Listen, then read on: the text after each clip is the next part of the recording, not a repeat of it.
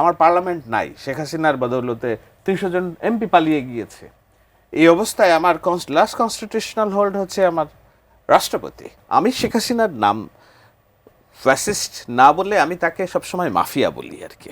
সমন্বিতভাবে আপনাকে ট্র্যাপে ফেলার জন্য আপনার একজন সাধারণ মানুষ হিসেবে যত জায়গায় আইনি সুরক্ষা কিংবা ন্যায় বিচার পাওয়ার জায়গাগুলো, ওই সব যুগগুলো জায়গায় তার লোক বসা। 5 আগস্টের আগে পরে আপনার যে অবস্থান, পরের অবস্থানে যে বিতর্কগুলো সৃষ্টি হয়েছে সেটি আসলে কেন হলো সেটি জানতে চেয়েছেন। এবং দ্বিতীয় প্রশ্নটি আমি ঠিকমতো আসলে বুঝিনি, তারপরে যতটুকু বুঝতে পারলাম যে ডক্টর মোহাম্মদ ইউনূস আরও যারা আছেন তাদেরকে আমরা নির্বাচনের পরের যে বাংলাদেশ, সেখানে আমরা কিভাবে মানে কল্যাণমূলক রাষ্ট্রের কথা প্রশ্নটা ছিল। ওয়েলফেয়ার পলিটিক্সের কথা আমি ভাইয়ের কাছ থেকে শুনবো। না ঠিক আছে, আমিও বলি। আমার মনে হয় যে কেন বিতর্ক হলো, আমি পার্সোনাল জায়গা থেকে ক্লারিফিকেশনের জন্য সময় নষ্ট করব না। আমি প্রথম অংশে আমি বলে ফেলেছি যে এক একজনের এক এক রকম এজেন্ডা আছে। বাংলাদেশ রাষ্ট্রটাকে এক একজন এক একভাবে দেখতে চায়।